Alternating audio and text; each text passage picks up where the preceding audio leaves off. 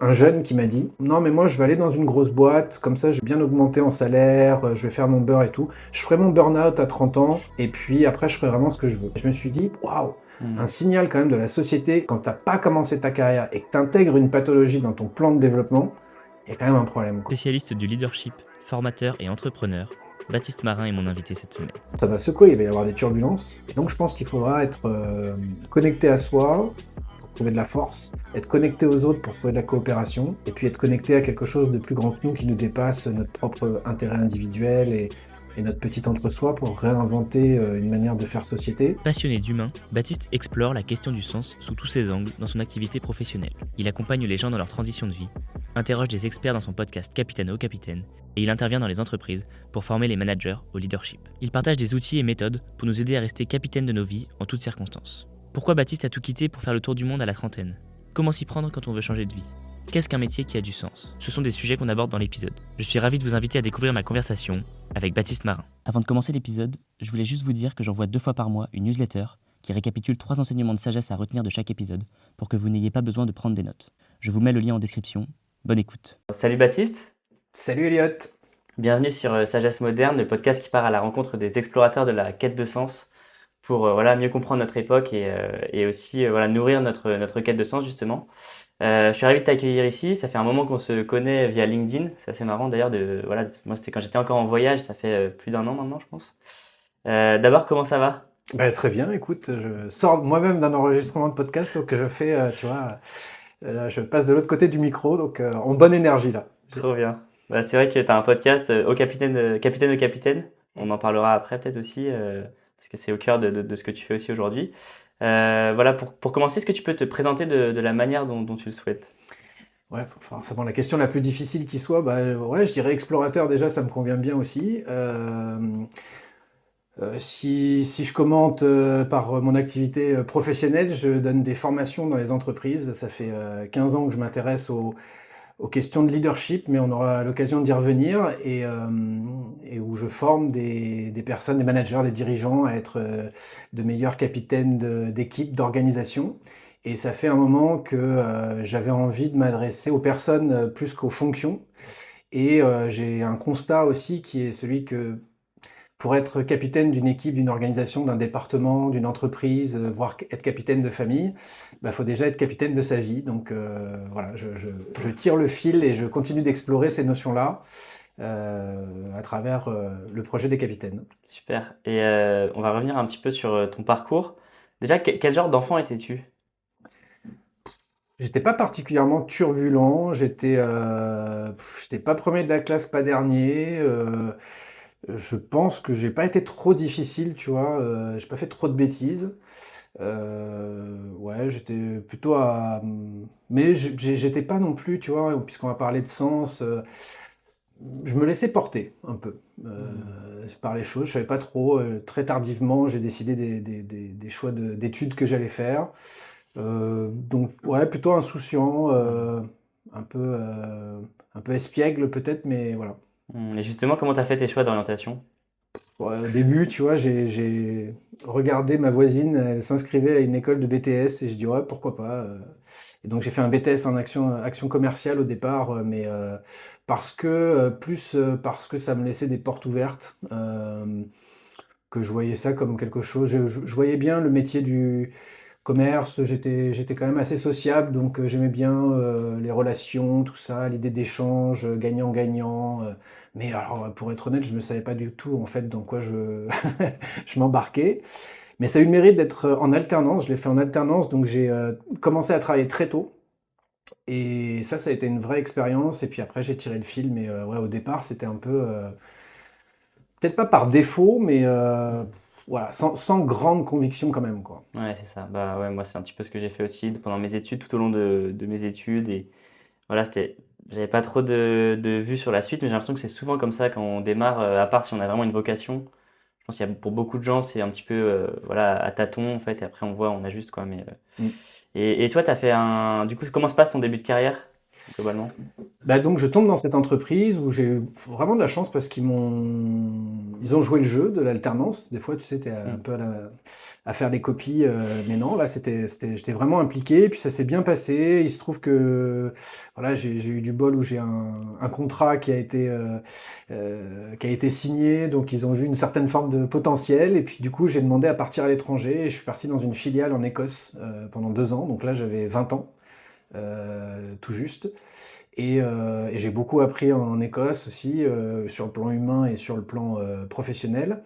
Et j'ai eu la chance de rencontrer très tôt, ouais, j'allais dire un peu un père spirituel ou un mentor, quelqu'un qui a été à la fois exigeant avec moi et bienveillant, et qui m'a beaucoup, beaucoup fait grandir. Rétrospectivement, je le vois, tu vois, je vois et je pousse maintenant les autres Mm. à saisir ces opportunités quand il y a des gens qui nous développent comme ça.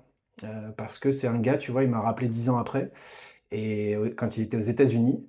Et il m'a dit, j'ai besoin de toi pour une mission. Et j'ai dit oui avant même de savoir ce qu'était la mission parce que je savais que je pouvais le suivre littéralement au bout du monde, quoi. Ah, génial. Et comment tu l'as trouvé ce mentor? Bah, c'était le directeur de site donc c'était une autre filiale de l'entreprise.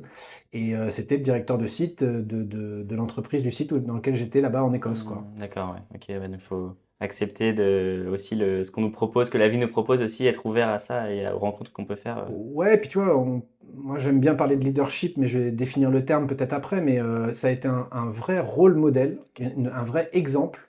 Je pense que nos premiers modèles en termes de leadership, c'est aussi nos parents.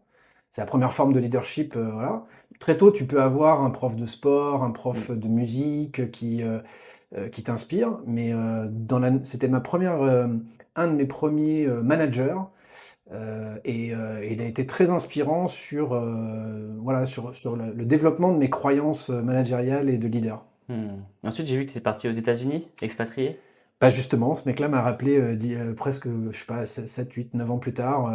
Et c'était, je sais pas pourquoi, tu vois, il y a des choses comme ça qu'on se dit quand on est jeune. Moi, j'avais dit, avant mes 30 ans, je veux refaire une expat. Je savais pas où c'était, pourquoi, et puis bah, l'occasion s'est présentée. Et donc, oui, j'ai fait de. Alors, c'était pas très sexy, tu vois, j'étais pas porté par le produit, puisqu'on faisait des étiquettes adhésives pour l'emballage. Donc, mes clients, c'était Johnson Johnson, L'Oréal, Procter. Mais c'était très intéressant parce que bah, tu étais dans la grande distribution, donc tu voyais toute cette chaîne logistique, etc. Et j'étais à la fois dans une entreprise qui était à taille humaine avec des petits sites. On était à peine une centaine de personnes, donc tu connais le prénom de tout le monde, mais en faisant partie d'un grand groupe. Et ça, Mhm. c'était une bonne expérience du monde de l'organisation aussi. Et là-bas, j'ai fait de l'amélioration continue, chose que je connaissais pas du tout. Donc voilà, ça a été une expérience marquante pendant 1 an. Mhm. Je suis pas arrivé avec le rêve américain en tête, je suis pas reparti avec le rêve américain, loin de là. Mais en tout cas, j'ai ouais, une expérience très apprenante. Ensuite, tu es rentré en France et tu es devenu co-directeur de l'IPAG, c'est ça? Alors ça, c'est un petit peu plus tard, ouais, Ouais. mais alors co-directeur non, mais j'étais au comité de Ah oui, direction c'est ça. Ok. de l'IPAG, qui est l'école de commerce qui m'a diplômé. Et puis bah, c'est vrai que quand ça s'est présenté, être au comité de direction de l'école de commerce qui t'a diplômé, c'était quand même quelque chose. Et ouais, là j'ai découvert, ça a été mon école de la nouvelle génération. Avant ça, j'ai changé complètement de voie à mes 30 ans. Et j'ai intégré un cabinet qui s'appelle Krauthammer, qui pareil a été un coup de foudre professionnel, parce que je savais pas qu'on pouvait être payé pour faire ça, tu vois, et c'est toujours ce que je fais aujourd'hui. J'adore ça, vraiment. Et ça m'intéressait de voir, là je formais des managers qui étaient déjà en place, Mhm. mais ça m'intéressait aussi de voir les futurs managers, tu vois, ceux qui allaient être dans les organisations, les futurs dirigeants, etc. Et j'ai vu pas mal de choses, ouais, sur les attentes. Petite anecdote, tu vois, un jeune qui m'a dit, non, mais moi je vais aller dans une grosse boîte, comme ça je vais bien augmenter en salaire, je vais faire mon beurre et tout. Je ferai mon burn-out à 30 ans, et puis après je ferai vraiment ce que je veux. Et tu vois, c'est qu'une petite anecdote, c'est une petite histoire, mais je me suis dit, waouh, un Mhm. signal quand même de la société que ça va pas si bien que ça quand t'as pas commencé ta carrière et que tu intègres une pathologie dans ton plan de développement, il y a quand même un problème, quoi. Mhm. Voilà, donc ça a été effectivement, ouais, ça a été un passage super intéressant. Et puis l'apprentissage des pédagogies aussi Mhm. là-dedans. On y reviendra sur, ouais, sur ce qui peut poser problème dans le monde du travail et dans les cheminements personnels pour en arriver là. Juste, toi, justement, en 2014, toi, tu as eu un moment donné où tu t'es senti un peu désaligné. Tu décides de tout quitter pour faire un tour du monde. Pourquoi ce choix? Alors justement avec l'IPAG, c'était fini avec l'IPAG et puis ça faisait un petit moment que ouais, je sentais une sorte de lassitude, tu vois, un petit je l'appelle le bourdonnement incessant, c'est un peu comme le bip bip d'une voiture quand t'attaches pas ta ceinture là, ça commence à t'agacer, tu vois. Et quand ça s'est terminé avec l'IPAG, je me suis dit bon là j'ai besoin d'une respiration. Et dans ma tête, je voyais faire un voyage, tu vois, de quelques semaines pour décompresser et puis me retrouver. Et c'est ma sœur qui m'a dit, bah tiens, quand tu feras ton tour du monde, et je dis, bah tiens, c'est pas bête ça, j'avais 35 ans, j'étais célibataire, j'ai dit allez. Et puis j'ai acheté un planisphère, et puis j'ai commencé à planifier ce tour du monde, ouais, ça m'a pris 6 mois, et je suis parti en 2014 du coup. Ouais. Trop bien. Et qu'est-ce que tu as appris de ce voyage?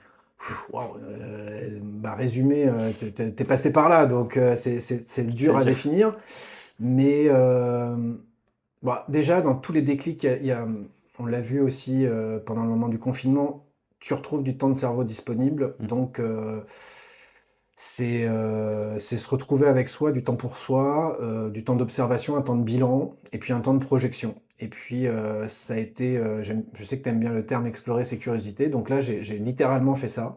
J'ai commencé à tirer le fil et j'ai profité du voyage pour... moi mon truc c'est la transmission, donc du coup j'ai été voir des écoles Montessori en Asie, j'ai été voir la Green School à Bali, j'ai été voir. C'était pas un objectif au départ de mon voyage, mais c'est venu comme ça. J'étais voir des écoles de commerce en Argentine, comment ils faisaient. Et du coup, ça a commencé à mûrir pendant mon voyage et à cristalliser.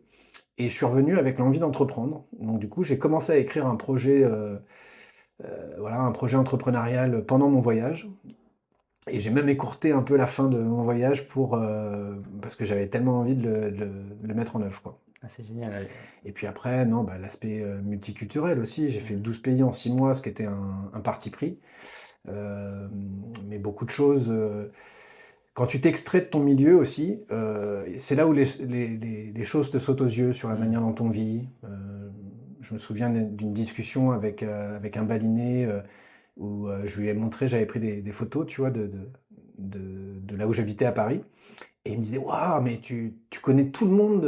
Et j'osais à peine lui dire que je connaissais pas le prénom de mon voisin, quoi, tu vois, à la Mm. limite. Et c'est là où ça te saute aux yeux, en fait, ce contraste. Mm. Tu sais, c'est un peu comme le poisson qui est dans l'eau, il n'a pas conscience qu'il est dans l'eau. Et c'est quand tu t'extirpes un peu que tu te dis, waouh, et où tu peux redonner de la perspective aux choses sur ce que tu as vraiment envie. À ton retour, tu cofondes du coup So Many Ways, c'est ça? Pour rendre les jeunes de 18 à 30 ans autonomes et épanouis dans leur vie professionnelle. Voilà. Tu te dis, voilà, et du coup, est-ce que tu peux nous parler de cette expérience? Ouais, bah, le premier lieu que j'avais repéré pendant mon voyage, c'était La Ruche, donc un espace de coworking dédié enfin, très orienté économie sociale et solidaire. Et puis du coup, je vais pitcher là-bas, moi j'en parlais à tout le monde, tu vois. Alors ça s'appelait pas So Many Ways à l'époque, mais voilà, j'avais une idée, et j'avais pas envie de le faire tout seul, donc Ok. voilà, je sondais un peu autour de moi. Et puis très vite, assez rapidement, bah, on m'a mis en contact avec Anaïs Georgelin, avec qui on a travaillé pendant plus d'un an, ouais, un an et demi, je pense, ensemble sur la vision, etc. Et ouais, l'idée de base, je pense que ce qui nous animait, ce qui est à la base du projet, c'était de se dire les carrières sont plus linéaires. Donc là, on était en 2015, hein, il y a presque 10 ans. Les carrières sont plus linéaires, tu commences plus. Il y a un grand besoin d'agilité dans nos vies, d'une manière générale. D'ailleurs, c'est pas vrai que pour les carrières, c'est vrai pour nos vies. Et donc, la formation initiale, la formation continue, le modèle en entreprise n'intègre pas encore ça. Donc, comment on fait? Donc, c'est parti d'un questionnement commun, quoi. Et on a développé ça, enfin, on a en tout cas créé des pilotes, amorcé la chose. Moi, je suis parti assez rapidement après, au bout d'un an et demi. Je pense que j'étais pas forcément prêt complètement à une démarche entrepreneuriale. J'avais pas mesuré aussi, je crois, l'impact de mon voyage sur ma vie perso et le fait Mm. de revenir à Paris. J'étais bizarrement, tu vois, j'étais très aligné avec ce qu'on était en train de créer, Mm. mais j'étais plus du tout aligné dans ma vie perso en fait. Ok. Et en plus, les attentats, c'était un contexte d'attentats à Paris, si tu vois, si tu te rappelles. Mm. Donc il y avait cette ambiance glauque.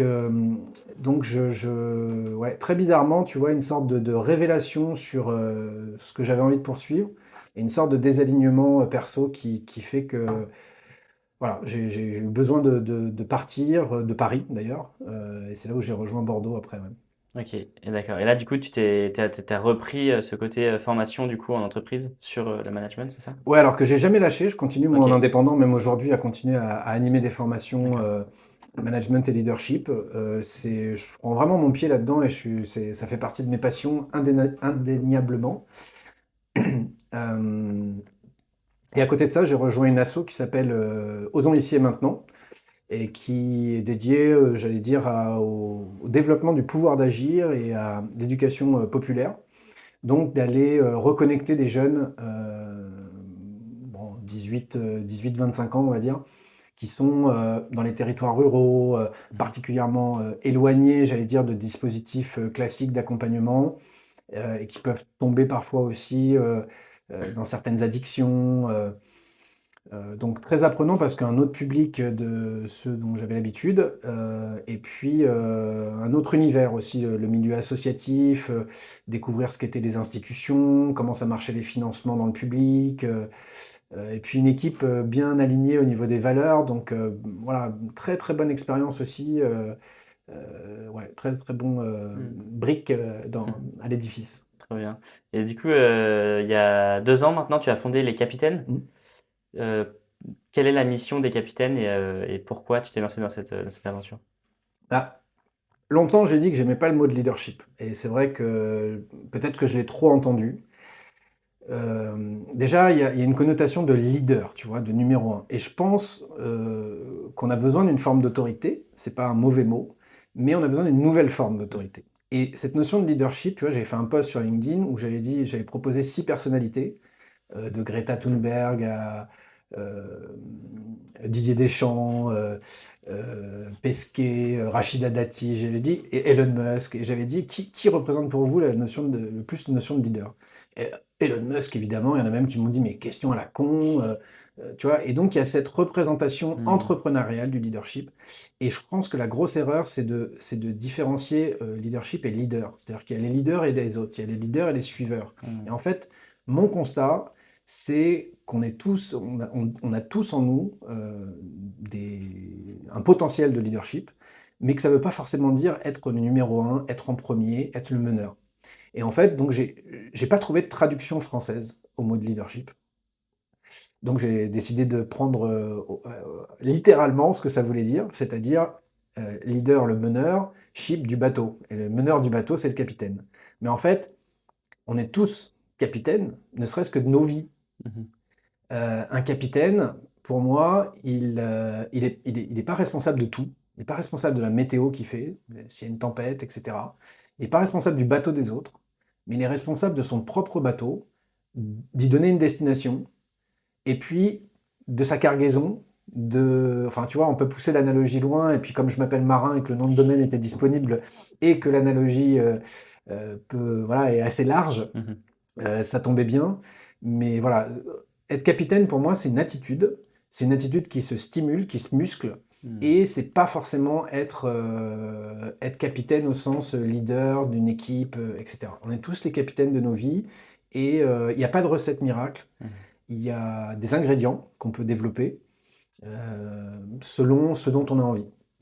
Hmm. Ok. Et donc, la mission, pour répondre à ta question, bah, c'est de créer des ressources qui permettent aux individus, pas que aux managers et aux dirigeants, mais aux individus de voilà, puiser là-dedans. Et donc, je fais des petites capsules. Je me documente, tu vois, j'explore mes curiosités, comme tu dis. J'essaye de digérer tout ça, de simplifier sans déformer trop. Donc, j'en ai écrit une première qui s'appelle Faire le point, qui est un peu un guide d'introspection.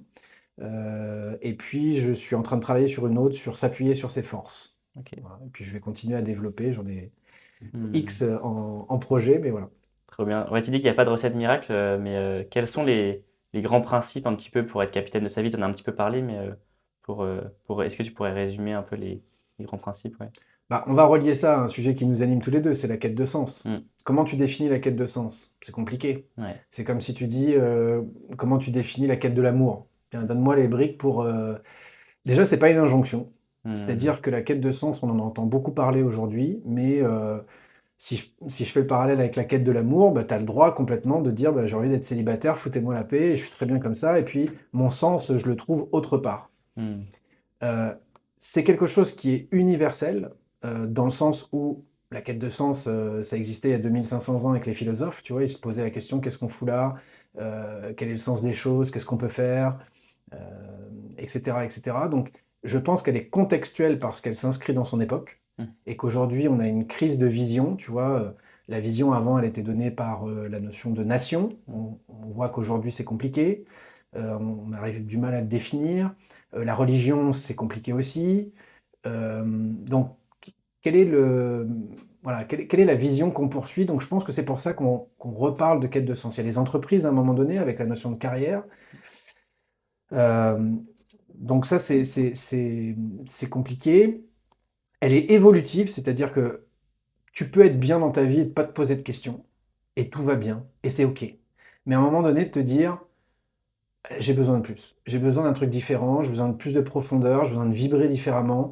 Alors ça peut venir par un élément de vie qui t'est forcé, en fait, c'est-à-dire quelqu'un qui... Tu vas perdre quelqu'un, tu vas perdre ton boulot, tu vas te séparer, tu vas avoir un accident, c'est ça qui va déclencher ça.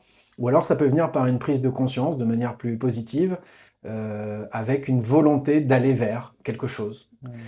Moi, je l'appelle la triple connexion, triple relation. Alors, c'est pas moi qui l'ai inventé, hein, mais ça me parle bien. C'est être capitaine, c'est être connecté à soi, donc à ses envies, ses valeurs, ses motivations. Comme je te disais, où est-ce que je veux que mon bateau aille? C'est quoi mon bateau? Est-ce que je le connais bien aussi? Mais ça suffit pas. C'est la critique qu'on fait un peu au développement personnel actuel américain, tu vois, c'est le moi nombriliste. Et que ça, c'est un bon point de départ, mais c'est pas suffisant. Voilà. Ça se complète par la quête, enfin par la connexion, pardon, aux autres. Qu'est-ce que j'ai envie de vivre avec les autres? Quelles sont les relations amicales que j'ai envie de développer, familiales? Comment j'ai envie de vivre justement ma vie affective? Quelle est ma place dans une équipe? Comment ouais, ouais, ouais, comment je m'intègre dans une entreprise, etc. Et puis le troisième niveau pour moi, c'est la connexion à, on pourrait l'appeler l'environnement, l'écosystème. C'est quelque chose qui nous dépasse en fait, qui est plus Mm. grand que nous. Pour certains, ça va être la spiritualité. Pour d'autres, ça va être une mission, une finalité. Euh, pour d'autres, ça va être la nature, tu vois, c'est mon lien dans mon environnement, dans mon contexte. Et je pense que la, la quête de sens, elle va par épisode, mais quand tu arrives dans ta vie à trouver un peu un équilibre entre ces trois notions-là, c'est là où tu as le sentiment que ça va pas trop mal, que tu trouves ton compte et que voilà. Donc ça part d'une intention, parce que je crois que c'est Sénèque qui disait tous les vents sont défavorables à celui qui ne sait pas où il va. Et ça, je pense que c'est une vraie responsabilité. Tu vois, j'enregistrais l'épisode de podcast là avec Stéphane Dieudre et qui disait un truc intéressant. Je reprends sa formule. Il disait pour une entreprise, il y a la volonté, il y a l'obligation presque de d'afficher et d'être clair sur sa raison d'être, sans que ce soit un truc marketing, mais que ce soit Mm. sincère, authentique. Quel est le projet? Et pour l'individu, c'est la raison d'en être. C'est pourquoi je mets mon temps de vie Mm. à contribution de cette entreprise, de ce projet. Quand je dis entreprise, ça peut être individuel, hein, mais euh, qu'est-ce que je mets derrière ça? Et ça, je trouve ça intéressant parce que parfois, on jette trop facilement la responsabilité en disant j'attends du sens du travail, que ce soit l'entreprise qui me le donne. Ah, mais pourquoi toi, tu as Mm. choisi ce boulot-là? Est-ce que c'est par défaut, justement? Est-ce que c'est parce que ça te permet d'être tranquille à l'apéro quand tu discutes avec tes copains parce que tu as un bon salaire, parce que tu as Mm. une image sociale, tu vois, qui est... Voilà. Qu'est-ce que tu cherches et est-ce que... voilà. Mm. Donc ouais, il faut en fait clarifier aussi ses propres besoins, savoir ce qui est important, ce qui donne du sens et en faire un peu un fondamental après quand on fait nos choix de carrière par exemple. C'est vrai que c'est important. Tu as dit dans une interview, il n'y a rien qui ne m'émeut plus qu'un humain qui se débat pour grandir. Mm. Je trouve la formule très jolie. Qu'est-ce que tu veux dire par là? Ben, je sais pas, enfin, tu sais, c'est un peu ces choses un peu mystiques, inexplicables, j'en sais rien, mais je constate que, tu vois, ça peut être un film, ça peut être dans un accompagnement que je fais, dans une formation ou dans un truc, quand je vois quelqu'un qui a l'envie et progresse dans la réalisation de soi, ben, j'ai un truc larmoyant qui m'arrive, tu vois, je suis pas spécialement sensible plus qu'un autre, tu vois, ou qu'une autre, Hmm. mais j'ai ce truc-là où je sens que j'ai les larmes qui me montent aux yeux parce que je trouve ça magnifique. Et je trouve que ça dit, ces moments-là, je suis attentif à ça, à ce que ça génère, tu vois, parce que ça fait partie du pourquoi. C'est ce que je définis un peu comme le salaire émotionnel. C'est-à-dire, ouais, tu as le salaire sur ton compte en banque, mais qu'est-ce que tu vis? Et quand tu arrives, je te dis pas que mes journées sont remplies de ça non plus, Hmm. mais quand tu arrives à te rapprocher de ça régulièrement dans cette intensité-là, tu sais, c'est ces moments où tu dis, c'est pour ça que je fais ça. Voilà, c'est pour ce moment-là que je fais ça. Ça, je trouve que être attentif à ces petits moments-là, ça, c'est précieux. Parce que là, tu touches du doigt quelque chose qui est important pour toi. Et ce truc-là, à mon avis, il changera peu ou pas dans ta vie. Tu peux l'emmener partout avec toi. Hmm. Le comment, il va changer, mais ça, quand ça arrive à te toucher autant, c'est qu'il y a un truc là, profond. Hmm. Trop intéressant. Et toi, à l'inverse, qu'est-ce qui te révolte? Hmm. Plein de choses, parce que je suis un passionné, et il y a plein de choses. Alors, tu vois, de plus en plus, j'essaye de... Un truc que j'ai appris, que j'avais retenu et que j'essaye de m'appliquer le plus possible, j'essaye de ne pas être contre, mais d'être pour. Ok. Donc, il y a plein de choses qui peuvent me révolter, mais j'essaye de plus partir en croisade et de pas nourrir cette énergie-là voilà. Parce que c'est très tentant et c'est très facile. De temps en temps, ça fait du bien, tu vois, de, Hmm. de râler ou de sentir cette révolte, parce que, encore une fois, il se cache un truc derrière. Dans les causes qui me sont plus sensibles, c'est la transmission, l'éducation. Voilà. Tu peux me parler de la faim dans le monde, ça va m'attrister comme tout le monde, mais tu me parles d'éducation et de transmission, tu as intérêt à prendre une chaise et à t'asseoir parce que on est parti pour un grand échange, quoi. Non, Hmm. je pense que c'est ouais, tout ce qui tourne autour de la transmission d'une manière générale. La parentalité, tu vois, je suis jeune papa, j'ai une petite fille, j'étais papa tardivement, donc j'ai une petite fille de 2 ans et demi. Ben, pareil, je suis captivé par l'évolution de son cerveau. Alors, il y a la fierté du papa, certes, mais au-delà de ça, d'être témoin privilégié au quotidien du développement d'un petit être, Hmm. mais c'est un truc de malade, quoi, tu vois. Bon, j'aurais pas peut-être pas dit que ma vie était un échec si j'avais pas eu d'enfant, mais je suis content ouais, d'être le témoin de ça, quoi. Ouais. Ça a changé beaucoup de choses pour toi? Oui, bien sûr. Je pense que je m'y étais. On n'est jamais prêt à être parent, je crois. Si tu attends d'être prêt, c'est. Mais je m'y étais, comme j'ai eu un enfant tard, t'as pas un enfant à 43 ans comme tu as un enfant à 22 ans, quoi. Donc je pense que je m'y étais projeté, je m'y étais préparé. Euh, donc ça change des choses dans la logistique, peut-être dans le sens des priorités aussi. Ça a accentué déjà mon regard sur le monde et de me dire quel avenir on construit. Tu vois, je retiens de l'épisode avec Flore Vasseur, où elle parle justement de cette responsabilité qu'on a. Et elle, son déclic est parti d'une discussion avec son enfant de 7 ans et demi qui lui a dit ça veut dire quoi, le monde va mal. Enfin, tu vois, il partait dans une éco-anxiété à 7 ans et demi, quoi. Et donc, en tant que parent, ça l'a touché. Et moi, je me suis dit assez tôt, qu'est-ce que je vais dire à ma fille quand elle aura 12, 15, et qu'elle me dira, bon, bah ouais, mais tu savais, tu vois, comment tu as joué ta part là-dedans, quoi. Et j'avais pas envie d'avoir à rougir et de me dire aussi, bah ouais, regarde, je t'ai laissé un patrimoine financier, est-ce que c'est ça qui est important? Donc ça m'a aussi un peu, voilà, interrogé à ce niveau-là. Hmm. Et justement, tu parles du podcast. Qu'est-ce que ça t'a appris, toi, d'interroger tous ces gens? Tu vas arriver bientôt au 20e épisode. Super podcast d'ailleurs que je recommande à tous les auditeurs d'aller voir et écouter surtout. Ouais, qu'est-ce que tu as appris après interviewer ces 20 personnes inspirantes par leur parcours, leur expertise et plein de choses. Ouais. Euh, Bah, j'ai peut-être progressé en écoute parce que du coup, bah, tu sais ce que c'est, tu dois gérer la technique, etc. et puis te focaliser en même temps. Donc du coup, ça m'a un peu alimenté là-dessus. Euh, bon, il y a tellement de choses. Chaque épisode, c'est un peu comme un bébé. Donc il y a des choses que tu apprends évidemment dans chaque épisode. Peut-être que j'ai confirmé, peut-être que plus qu'appris, c'est le principe de perception unique, tu vois, qu'on peut avoir. Ça m'a renforcé aussi dans cette idée d'aller chercher de la multidisciplinarité, donc de ne pas voir les choses qu'à travers l'angle de la philosophie, de la littérature, de la neuroscience, de l'entrepreneuriat et de visiter, de s'approcher de la vérité à travers différentes disciplines et de les croiser. Et de voir que, en fait, une phrase que j'aime bien, c'est quand l'humain s'élève, quand les humains s'élèvent, ils se rejoignent.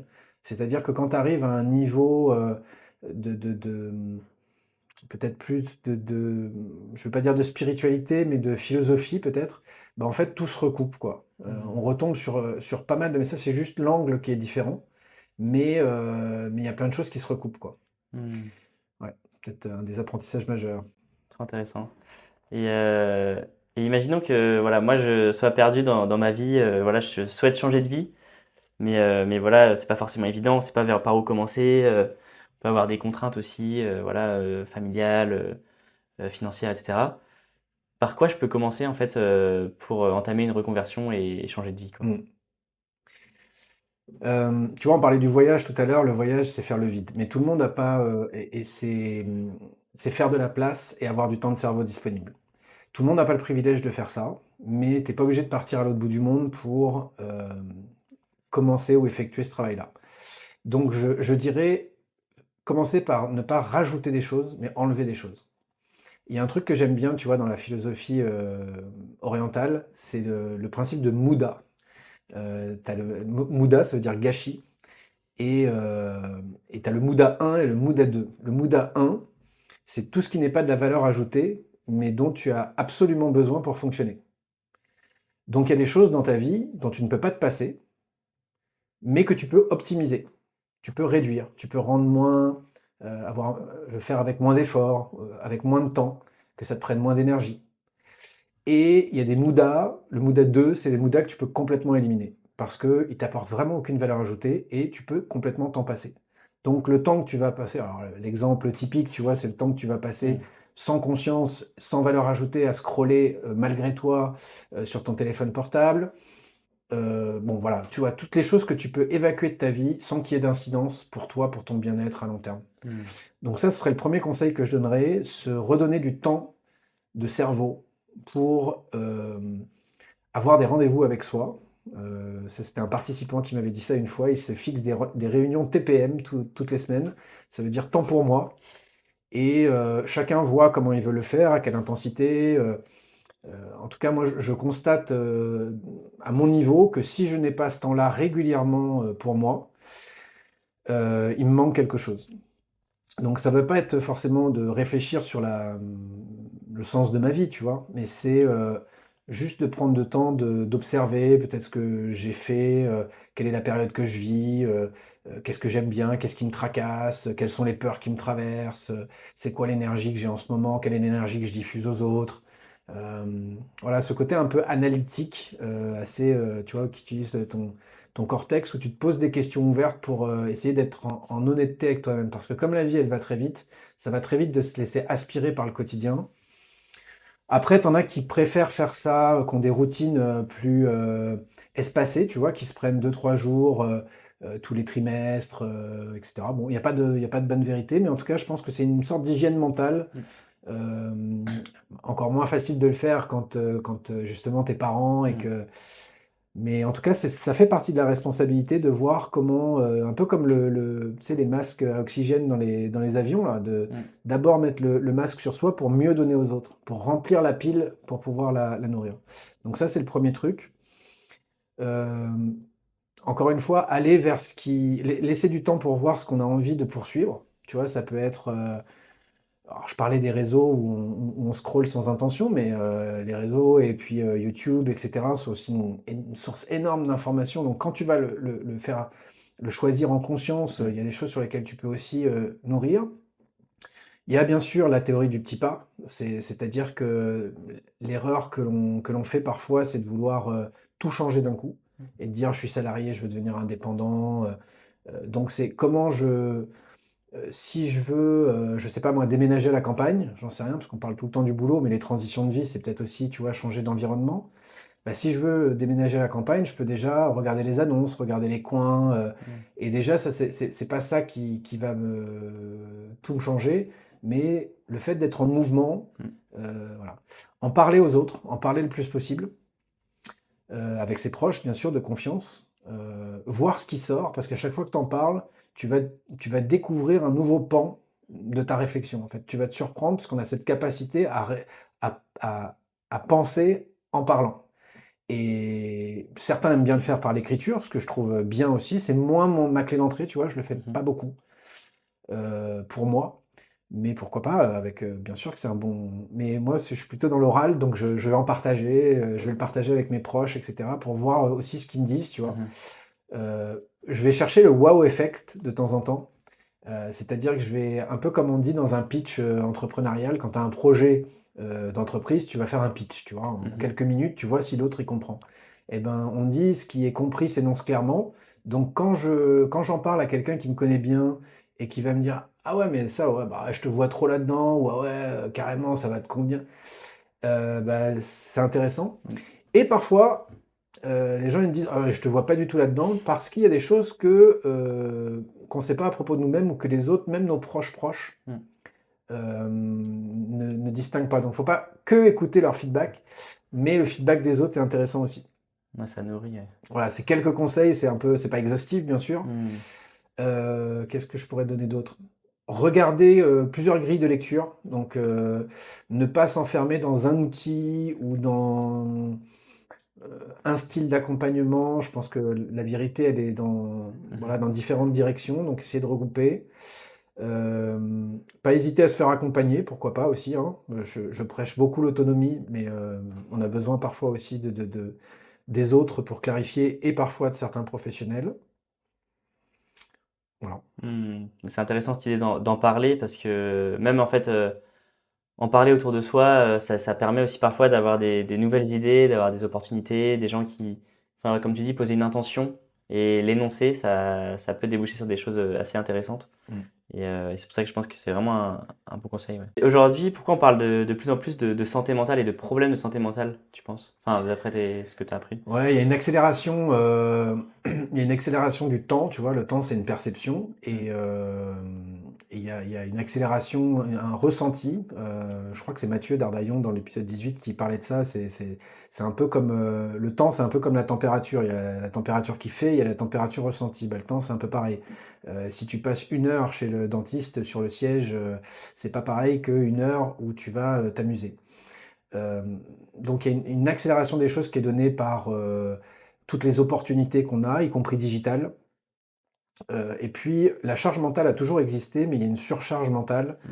qui fait que parmi tous ces outils dont on dispose, on ne s'est pas encore discipliné individuellement pour savoir comment bien les utiliser. C'est comme si on avait plein de restaurants dans notre rue et que on se nourrissait à chaque restaurant et qu'on devenait un peu boulimique.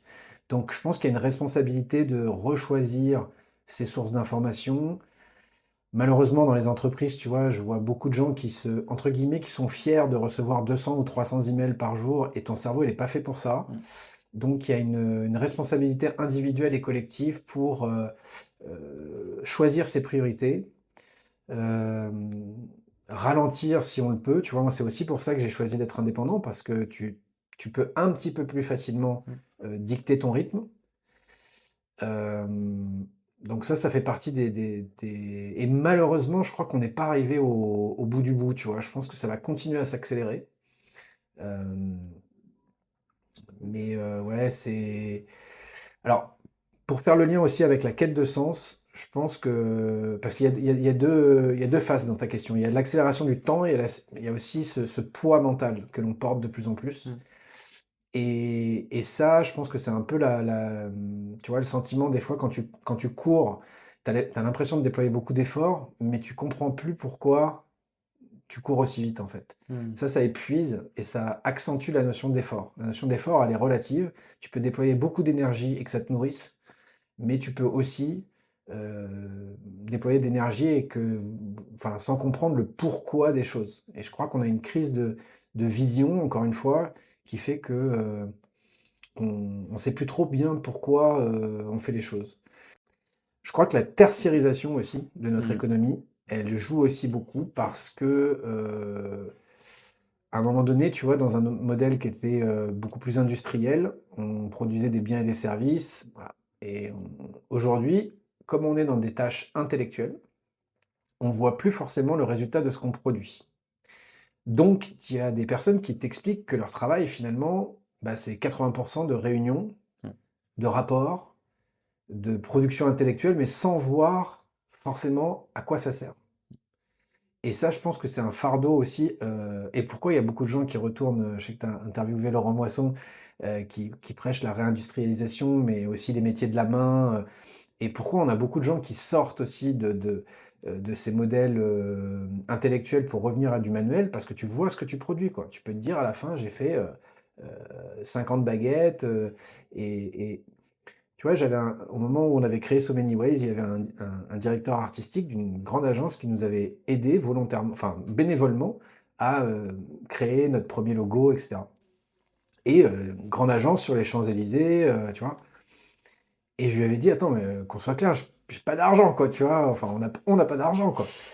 Il me dit, non, non, mais c'est pas pour ça que je fais ça. Je dis, mais pourquoi tu mobilises tes compétences de la même manière que pour tes clients prestigieux ou tes grassement payés, bénévolement? Et il me dit, bah, tu vois, moi, quand je produis une idée, entre l'idée que j'ai produite et ce qui va passer sur les petits écrans de télé pour la marque de yaourt ou la marque de truc, il y a eu 50 personnes qui ont décidé, qui ont tordu mon idée de départ, etc., pour X raisons. Et au final, ce qui sort, c'est pas mon idée, quoi. Mmh. Et donc, je peux même pas me satisfaire ou trouver de la fierté dans ce que je fais, puisque mon idée, elle a été dénaturée. Il me dit, moi, ma récompense, c'est de voir dans vos yeux si ça vous plaît ou pas. J'ai un lien direct à ça. Et il dit, j'ai plus ça dans mon travail. Et je crois qu'on a perdu ça aussi un peu dans la notion de sens, tu vois. Mmh. On a perdu un peu de ça. Et puis, tu vois, ce mec-là que je remercie aussi, qui s'appelle Franck, euh, ben lui, son pourquoi à lui, il y a bien cette émotion, tu vois, on en revient à Mmh. l'émotion de ce que je vois dans l'autre. J'ai Mmh. contribué à quelque chose, c'est pas forcément contribuer à changer le monde au sens enjeux sociétaux, etc. Euh, c'est ma valeur ajoutée, ça a été de créer ça dans l'œil de l'autre, quoi, de créer ce moment-là et d'avoir compris l'autre. Et ça, je trouve ça intéressant. Je déborde un peu, mais tu vois, un de mes grands déclics, ça a été la chanson de Goldman, Il changeait la vie. Il se trouve que dans mon voyage, il y a un moment, un épisode où je suis en réflexion sur ce que j'ai envie de faire plus tard et tout. Et je suis en Nouvelle-Calédonie, j'ai des potes qui m'ont passé leur voiture. Et il y a pas la radio, mais il y a un ou deux CD, tu vois. Et un CD, c'est les chansons de Goldman. Et à un moment donné, je suis perdu dans ma réflexion, il fait beau, et puis tu vois l'état d'esprit qu'on a en voyage, quoi, un sentiment de liberté énorme et tout, donc j'ai zéro contrainte, et ouais, un sentiment de liberté énorme. Et à un moment donné, je sais pas, mes pensées, elles s'accélèrent, tu vois. Aujourd'hui, on parlerait de l'état de flow. Je suis Mmh. complètement cristallisé sur ce que je suis en train de réfléchir, et mes pensées vont très très vite. Euh, et je me laisse entraîner par la musique. Et la musique, la chanson change, et ça redescend, tu vois, dans ma tête. Donc je remets la musique et ça repart. Et comme ça, je sais pas, 10 fois d'affilée, tu vois? Et plus je découvrais une couche. Et au bout d'un moment, je me dis: «Tiens», je prends conscience, en fait, de ça et je me dis: «C'est quoi la musique, c'est quoi la chanson?» Et la chanson, c'était «Il changeait la vie». Mmh. Et là, premier couplet, c'est, voilà, le cordonnier, il faisait des souliers si jolis, si légers que nos vies semblaient un peu moins lourdes à porter. Et ben, je crois que si tu veux en faire des chaussures, si tu veux être boulanger parce que ça te plaît de faire du pain ou de faire des chaussures et que ça te plaît dans la relation à l'autre, bah ça, c'est trouver du sens, tu vois? Et Mmh. le sens, c'est pas forcément changer le monde ou travailler pour une ONG ou un truc. Ça me parle parce que j'ai cette relation directe, donc c'est un peu, non pas le métier passion, parce que tu n'es pas obligé d'être passionné par les chaussures ou la baguette de pain, mais tu trouves ton compte dans cette relation aux autres, comme je disais tout à l'heure. Deuxième couplet, c'est la transmission. Je pense que le sens, il est vraiment dans la transmission. Toi, tu le vois à travers ta création. Tu as envie non seulement d'explorer tes curiosités, mais aussi de les transmettre, de les digérer et puis de les synthétiser. Et je crois qu'on a tous envie de laisser un héritage au monde, financier, patrimonial, de nos idées, etc. Voilà, donc il y a beaucoup de ça dans Les Capitaines. Tu vois, si Les Capitaines étaient une chanson, ce serait Changer la vie de Goldman. Et j'en reviens à ta question de départ. Je pense que ouais, la question du temps, l'accélération, le stress, il y a beaucoup de ça. Et je te donnerai une dernière dimension, tu te débrouilleras au montage. Non, il y a dans la notion de stress, parce que le stress, il prend plein de formes différentes. Burnout, moi je suis pas un spécialiste du burnout et c'est une pathologie qu'on découvre à peine, donc je m'engagerai pas trop là-dessus. Le stress, il y a deux, je sais pas si tu as lu Think Fast, Think Slow là. Ah, je l'ai pas lu, non. Ouais. Bah, je le conseille Kahneman. vraiment parce que système 1, système 2, il y a, notre cerveau, il a deux grands modes de fonctionnement, même si c'est très réducteur de penser comme ça. Mais tu as un premier réseau, on va dire, qui est notre mode automatique, qui nous aide à gérer les choses simples, que tu n'as pas à réapprendre. Voilà. Tu conduis, tu vois un feu rouge, tu ne te poses pas des questions existentielles, tu le fais automatiquement. Si je te dis, récite-moi les jours de la semaine le plus vite possible, ça va être très facile pour toi. Tu vas pouvoir le faire. Donc c'est un système qui nous aide à gérer des choses simples, connues, prévisibles, de manière très rapide. Et l'autre système, il nous aide à gérer la complexité, à aller vers notre intuition, vers notre côté rationnel, à nous poser des bonnes questions, à agir en conscience sur les choses. Mais par contre, il est un peu plus lent. C'est-à-dire que si je te dis maintenant, récite-moi avec la même vitesse que tu viens de faire les jours de la semaine dans l'ordre alphabétique, ton cerveau, tu vois, il va être surpris parce que c'est pas quelque chose qu'il a appris par cœur, c'est pas quelque chose qui est intégré dans son système et qui correspond à un truc qui peut accéder rapidement. Donc, tu vas être plus lent, tu vas hésiter, ça va être moins performant, etc. Et ce qu'on appelle le stress, c'est quand la situation requiert que tu utilises ton système 2, ton mode adaptatif, mais que tu es encore en train d'utiliser ton mode automatique. Donc, tu es en mode la mouche qui se tape contre la vitre et qui comprend pas pourquoi elle est là. Et si la situation reste la même et que tu restes dans ce même mode de pensée, eh ben ton cerveau et ton corps t'envoient des signaux de plus en plus forts pour te dire soit tu changes la situation, soit tu changes ton mode de pensée. Mais tant que tu resteras comme ça, je vais te dire, je vais t'envoyer des signaux qui montrent que ça ne peut pas rester comme ça. C'est comme si on avait un algorithme personnel. Notre algorithme, il tourne, tu vois, pour nous aider à gérer les situations du quotidien et tout va bien. Et à un moment donné, il nous montre un signal d'erreur parce qu'il nous dit là, il faut changer une ligne dans le code informatique pour gérer avec efficacité la situation. Et tant que le développeur, donc la personne consciente, ne reprogramme pas quelque chose, le truc il tourne en boucle et il t'envoie des messages d'erreur. Et à chaque fois, il te dit erreur, erreur, erreur. Et le stress, c'est ça. Sauf que nous, le message d'erreur, ben, il est un peu plus fort à chaque fois. C'est de la fatigue, c'est des pathologies, c'est voilà, jusqu'à ce que tu comprennes, quoi. Ah ouais, d'accord. Et donc pour sortir de ça, on peut prendre un pas de recul, essayer de, justement, comme tu disais, peut-être créer un peu du temps long pour prendre du recul, à s'auto-analyser un petit peu, quoi, c'est ça? Ouais, c'est là où il n'y a pas de Il y bonne a pas de... formule, ouais. hein, bien sûr, mais en tout cas, oui, de prendre du recul, d'en parler, déjà d'analyser aussi quelles sont mes raisons de changer, et peut-être avant de savoir ce qu'on veut, savoir ce qu'on veut plus. Et puis identifier les obstacles, tu vois, les peurs, alors à la fois les obstacles rationnels, mais aussi voilà, les peurs plus irrationnelles. Moi, j'entends beaucoup de personnes des fois qui se donnent des fausses excuses, tu vois, ouais, ils vont se plaindre et se victimiser ou souffrir d'une situation, ou dire qu'ils souffrent d'une situation. Et à chaque fois que tu vas essayer de leur apporter, ils sont pas en recherche de solution en fait. Ils vont te dire oui, mais là, non, mais je peux pas parce que ça. Bon bah tu dis bah ok, bah, Voilà.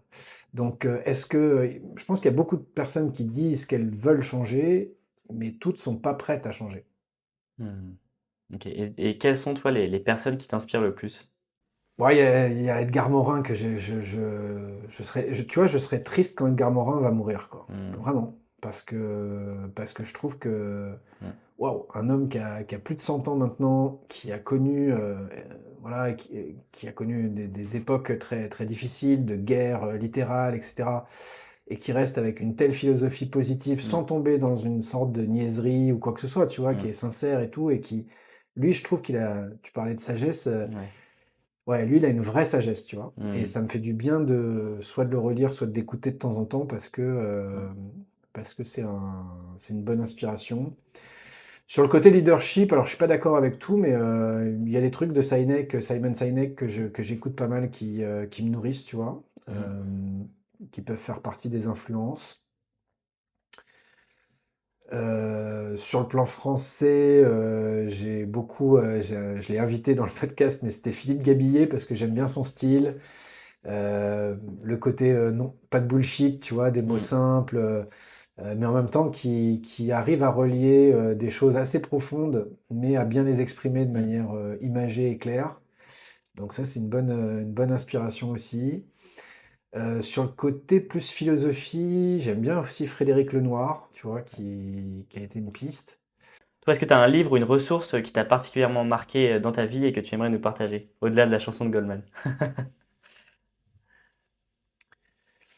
Il y a Hermann Hesse, OK. Siddhartha. Je suis pas un grand, grand lecteur, je vais être honnête. Il y en a qui ont cette capacité. J'aimerais y retourner, mais je me donne pas les moyens forcément. Mmh. Mais Hermann Hesse, Siddhartha, pourquoi? Parce que, sans spoiler le livre, c'est quelqu'un qui, dans son éducation et puis dans son apprentissage dans la première partie de vie, devient presque ascète. Donc il est d'une sagesse exemplaire. Il est capable de rester sans manger, sans boire, etc. pendant très longtemps. Et, euh, et à un moment donné, il croise, donc il s'extrait de son milieu familial pour aller à la découverte d'autres choses. Et il croise le Bouddha, tu vois, The Bouddha, quoi. Et il lui dit, ouais, ça a l'air génial ton truc, mais en fait, je vais pas te suivre. Ah, le Bouddha, il dit, ah bon, pourquoi et tout. Il dit, parce que je crois que j'ai accumulé assez de connaissances, maintenant il faut que je vive. Mmh. Et, et tu vois, moi qui suis un peu intellectuel, enfin, c'est intellectuel, cérébral, on va dire, et qui me pose beaucoup de questions, machin, etc.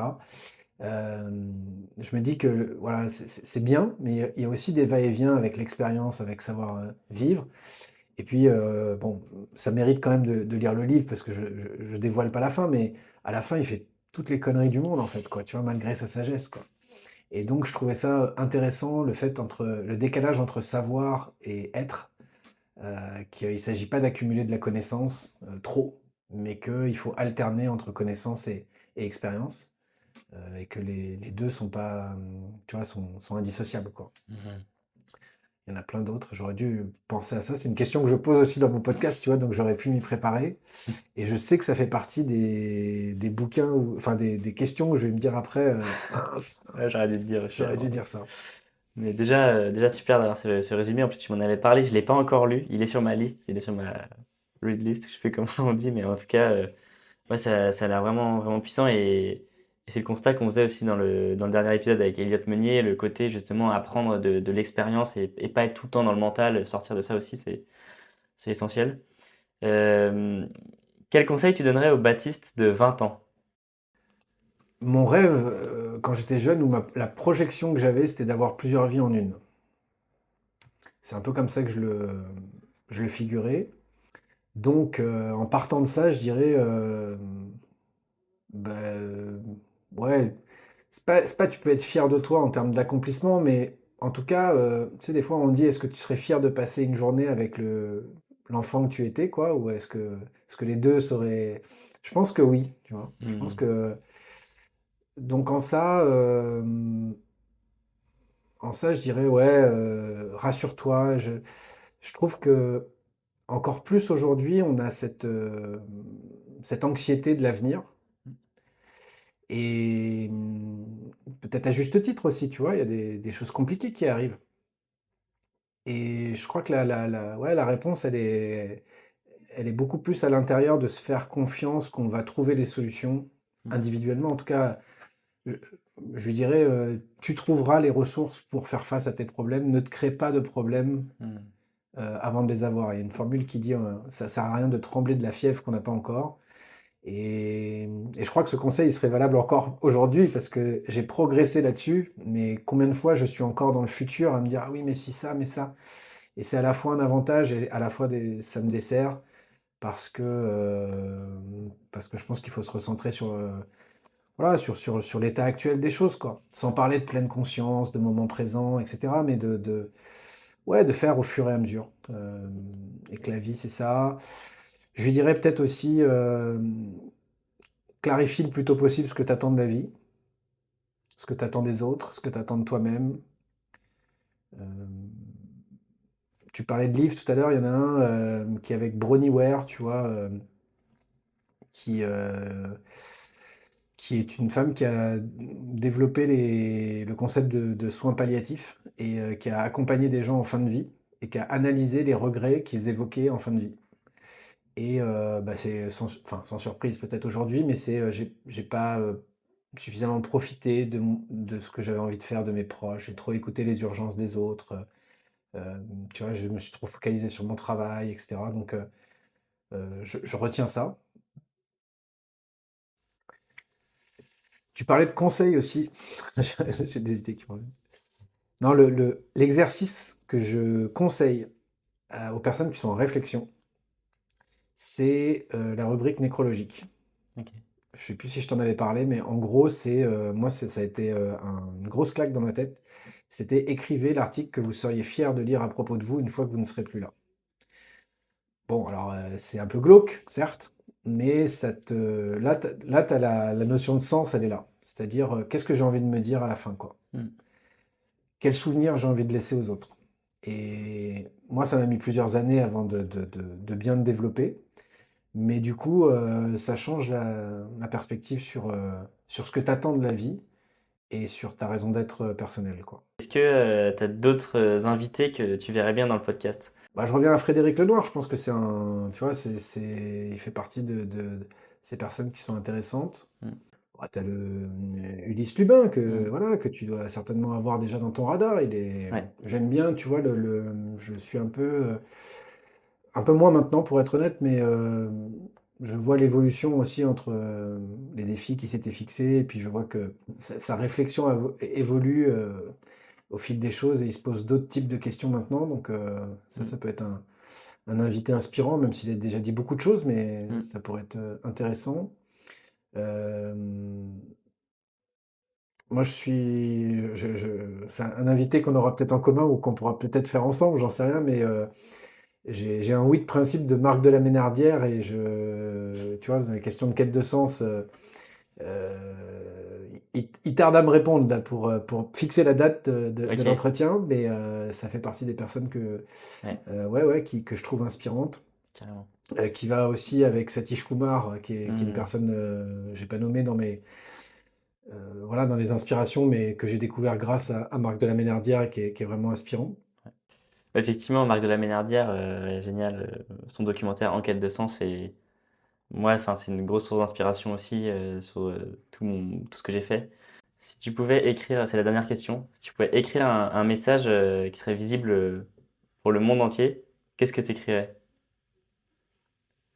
Ouais, c'est le truc le plus bateau du monde, enfin, c'est la citation la plus connue du monde, tu vois, mais c'est soyez le changement que vous voulez voir dans le monde. Mmh. Je prétends pas la faire découvrir à qui que ce soit parce qu'elle est très connue, mais, mais vraiment, tu vois, je trouve qu'on passe beaucoup trop de temps à dire ce que les autres devraient faire ou comment ils devraient être et pas assez d'énergie à le faire pour nous-mêmes, quoi. Et si on investissait que le tiers du quart de l'énergie mentale qu'on met à dire ce qu'on voudrait que le monde soit Mmh. pour le faire à notre niveau, ça se passerait beaucoup mieux. Donc, cette citation, même si elle est très connue, je trouve qu'elle n'est pas suffisamment incarnée. Mmh. Et je prétends pas le faire moi, hein, mais en tout cas, c'est une direction. Tu vois, on parlait de sens à sa vie. C'est un truc que j'essaye de me dire à chaque fois que je sens que je suis dans le jugement et à pointer vers quelqu'un d'autre en disant ouais, mais regarde, je me dis ouais, et toi? Mmh. Donc je pense qu'on a besoin de ça. Tu vois, derrière la notion de capitaine, il y a cette notion d'intégrité qui est l'alignement entre ce que je pense, ce que je ressens et ce que je fais. Et ça, c'est la quête d'une vie déjà, quoi. Si tu arrives à faire ça plus ou moins dans l'équilibre, durablement, pour moi, ce serait le synonyme d'une vie réussie et c'est ce que je souhaite à tout le monde, quoi.